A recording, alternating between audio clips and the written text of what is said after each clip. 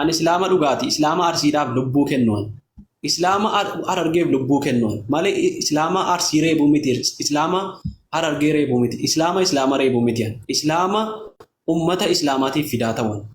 islaama dhugaati asitti naa hubadha wantan jedhe yoo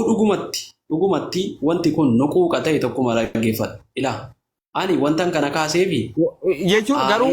wanna amantaatii ammas waa tokko sii kenna macaafni qulqulluun immoo ajjeesaa jedha beektaa wantoota eenyu jechuun ragaa sii dhufa suni ajjeechaan labsa ati keenya illee labsu ani islaama malee waa'ee matsaaf qudduusii nan galchuun jechuun kiristaanni waliin ajjeesa waan jetteef wal akka ajjeefamuuf inni ajaja jechuun barbaadeetan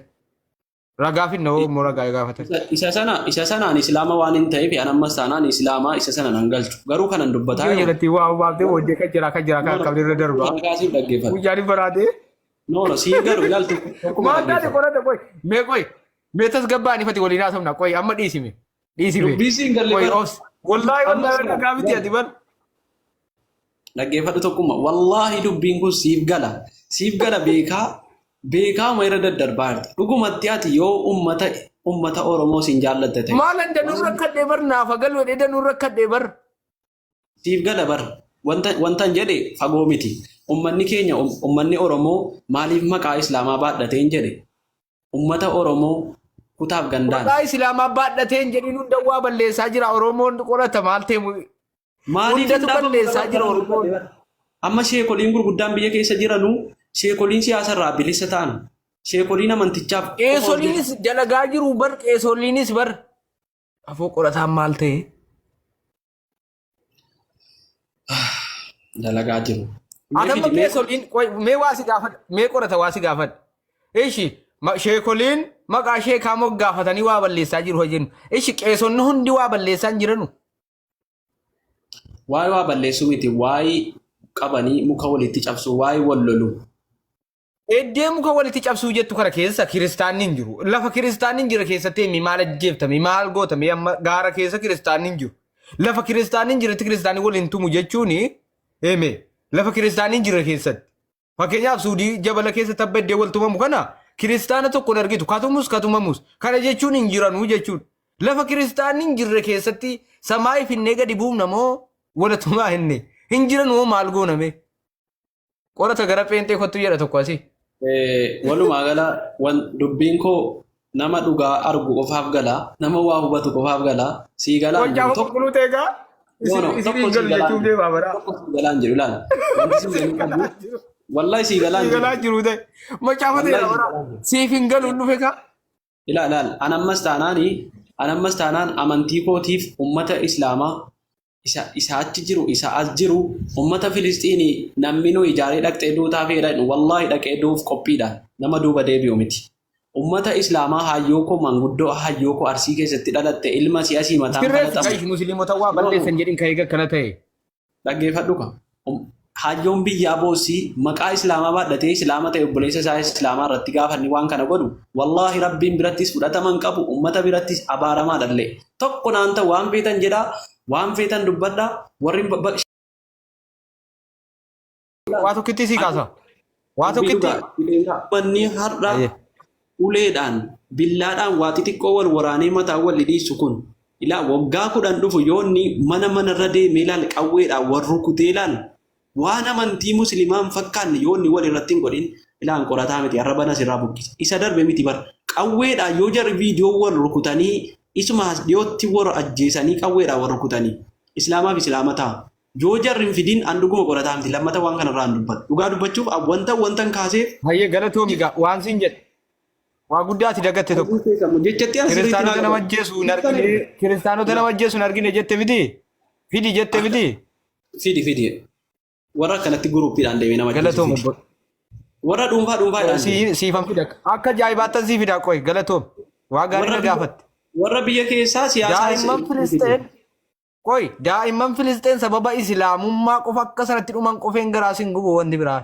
daa'imman Filisxeen sun qofeen garaa sin gubu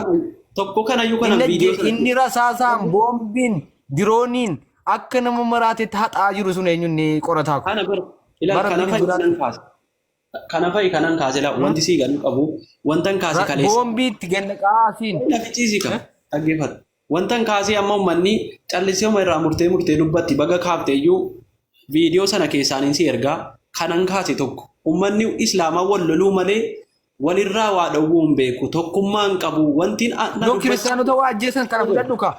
kiristaanota waa ajjeesan kana fudhattee qoy kana bichisiisi waan ajjeesan uu jette nafichisiisi ka qoy jechuun fidi satinaan jette daa'ima filisxee miliyeenaan nama gurguddan dhiisi daa'ima dubbachuu hin dandeenye boombii itti roobsanii fixan kana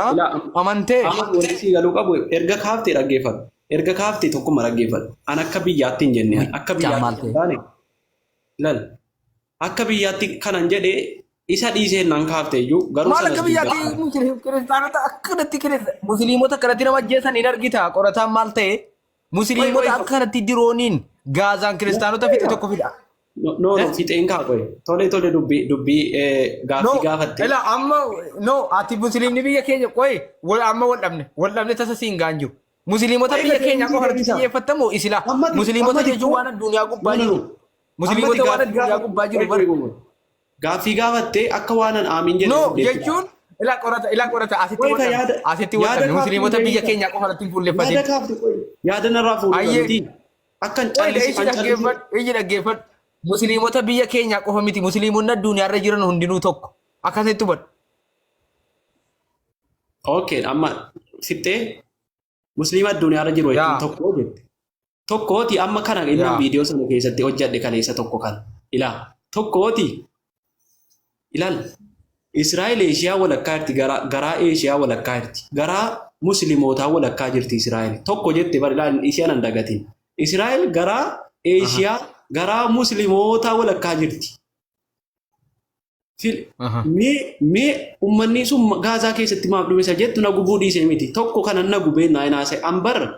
jibba amantiirraa qabaadde otoo hin taane aariuma uummanni keenya kun tokkummaa dhabee rarra'u kanatu na aarse quba qabaadha wantan sii deebisaa jiru ammasii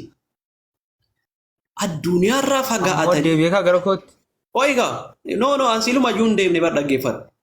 wanta na aarse natti kaafte bar tokko jalqaba wanti na aarse kana fayyu